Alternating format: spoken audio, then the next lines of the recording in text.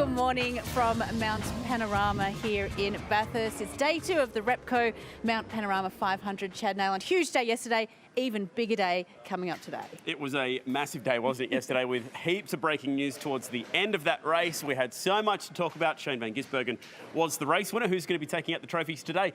Welcome to Live from the Fast Lane, powered by The Garage. We are here to preview all of the day's action. We're going to be live on Fox Sports very shortly. Channel 7 will be joining us from midday.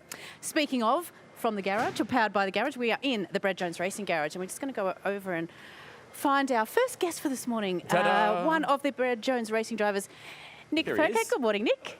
We're just going to throw that in for you. How are we? How are you, more to the point? Yesterday was a little bit of a shocker. Yeah, it was not ideal. From getting up in the morning, cutting your lip open, to having to reverse down pit lane with no engine, it was not great. But obviously all the BJR guys are working hard to make sure all those issues are rectified. So, one little problem became a big problem, and then it bit us again in the race. So, yeah, we'll hopefully today all the engine side of things work and the car runs, because the chassis has actually been pretty good. What happened with the lip? I actually don't know. I think I bit it or something, and then I've done something. And then poor Garth was interviewing me, and he's trying to tell me that my lip was bleeding. He's like looking at me, and I'm like, oh God. All right, that sounds like a pretty terrible story. I think we need a better story. I've got Facebook open. Can anybody please give Nick a better reason as to why he hurt his lip? Okay, we're going to give Nick a better reason, so when he walks around today, he's going to be like, oh, bear attack. Yeah, we need something a bit more. Yeah, exactly, a bit more. Bashed me, but she's not strong enough. Now, you've got a really special helmet this weekend, and there's a really cool story behind it. So let's have a look at that and tell us what this is all about. So this is a helmet that I've done especially with the guide dogs. So before the test day, I contacted the guide dogs actually and asked them if they would let me do a special helmet where I use some puppies to put the prints all over the... So these are legitimate paw prints. Paw prints. So then this helmet will be getting, or is in the middle of getting auctioned off. The auction finishes tomorrow. I think it's on eBay. It's sitting about just over $3,500 now. So all that money goes back to the guide dogs and helping them with all the program to obviously train a puppy and everything that goes along with it, because it's an expensive little project for them. But most importantly, we had to do a test run the night before, because I'd never done it before. Obviously, I don't just go around putting puppy prints on things. So we grabbed Nelson, and he was not impressed. And I put his on the back, because he's always on the back of my helmet. And then he's actually got his little mate, my friend Matt, just got a dog called Astro. And we thought, you know what, that's a puppy. He's like 9 weeks old. We better test it on him. And that was the attempt of the pup. Didn't go as well. But yeah, no, we made sure Nelson's were good, and then the rest is just, guide dogs. Fantastic, really good cause. Now, speaking of Nelson, he was on the road with you pretty much all of last season. Where is he this weekend? Well, yeah, he's not here, which is upsetting. I think he's actually not allowed in the pits anymore. Well, we are going to cross live to Nelson right now. Right. Let's see what he's up to. Did he tell you what he was doing this weekend? I said he was keeping it pretty low-key. I don't know if this is low-key. Who is this other person? There is something going on. He's having a party. He has Astro over. That is the dog Did he tell you that was happening? He doesn't tell me anything. He plays his party cards close to his chest, especially when it comes to Astro, those two. So while Dad's away, Nelson will play. Oh, yeah. They're practicing parkour, I believe. Kangaroo attack is the best that Facebook's been able to come up with, and 2 people say, cut yourself shaving. I don't know why you're shaving your lips. I got hairy lips. I barely need to shave as it is. Hairy lips. I think that's the quote that's the quote of the day so far. All the very, very best for today. We haven't materialised anything yet this weekend, really, have you? Because of the engine drama. So let's see if it can all come together today. Hopefully, and I promise for round 2 at Sandown, I'll practice shaving my lips better. Excellent. Thank you. Thank you. Shave a few tenths off your time by doing that as well. Which way do you want to go? Do you want to go forward? Do you want to go back? Do you want to go this way? Let's go out this way. Of course, one of the stories that we probably need to just put a full stop on was the crash, Tim Slade's crash. Yesterday, with just a few laps remaining in that race, we're just going to have a look at that. Oh, it just doesn't. Oh gosh, it hurts, doesn't it? Every time. Doesn't get any easy to look at. So he found neutral on the downshift and then went to plug it twice and grabbed 2 gears at once, which caused the compression lock in the rear tyres, which sent the car over very hard into the left-hand side of that fence, right on that marshalling post once again as well. And unfortunately, that car, Bryony, has been packed up. The garage is bare, and that car and Tim and the rest of the team will be taking whack. No more further part in today's proceedings, which really sucks.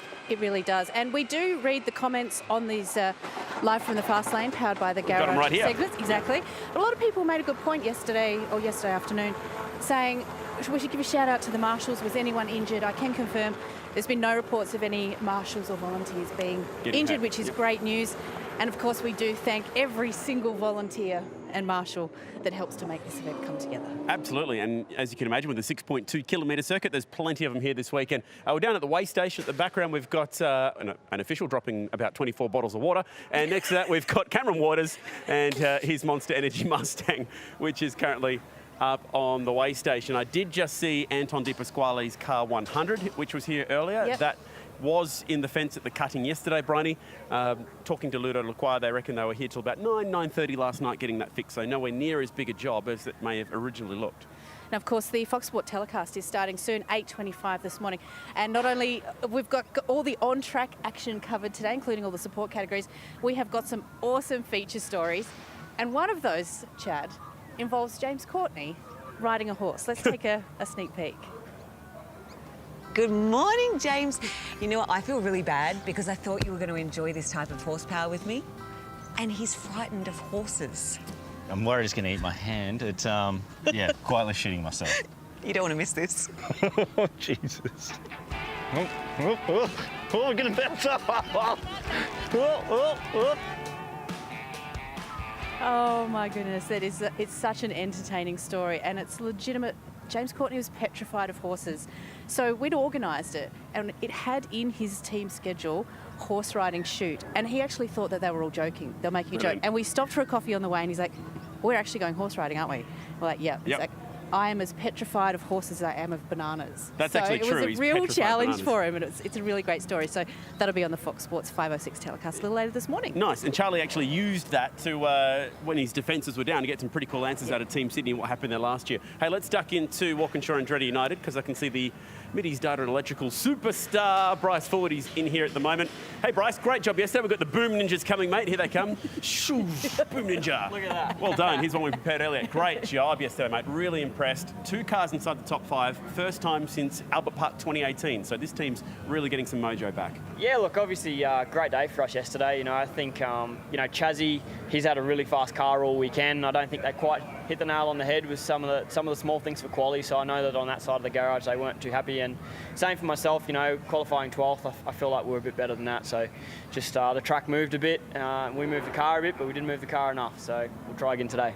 So what have you done overnight for today? Anything? Apart from sleep. Yeah, sleep. Maybe not you Sleep, personally. Maybe not Have a you shower. personally. Maybe the engineering team. The ones with the brains. What have they done? Yeah, well, obviously the track's evolving, right? The more cars that run on it, the grippier it gets, which means we have to change our car over the course of the weekend. So for us, certainly on my side of the garage, we haven't been really happy with our balance of the car all weekend. So we've been chasing it all weekend. But I feel like, to be honest, the competitiveness of our car is better than last year, even though it's not happy. Driving the car, if I didn't have a lap, if I didn't have a lap time to know what I was doing, I'd be like, man, this thing's no good, But relative to the field, it's stronger. So I'm really proud of the guys and girls here at WAU. They've worked very hard in the off season, and I think it's showing. So hopefully this is a sign of what's to come. I heard you were really struggling in turn 1 in particular. Have you fixed that up?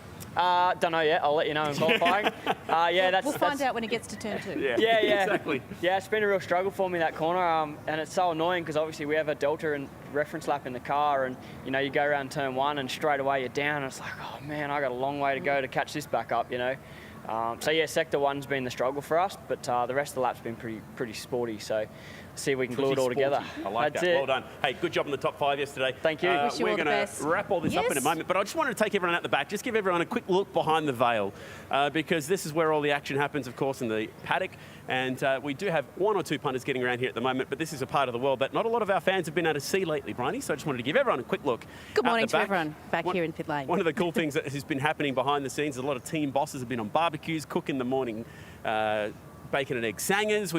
I saw Tim Edwards cooking up some steaks the other night. So it's got a real community vibe around it as we get back to racing this year. It certainly does. A really, really good vibe for the final day of the Repco Mount Panorama 500. Of course, you can catch all the action starting at 8:25 a.m. on Fox Sports 506, Channel 7 on air from midday. And for all our non-Australian and New Zealand viewers, you can watch it all on SuperView. Have a great day. Enjoy the action. We'll catch you soon.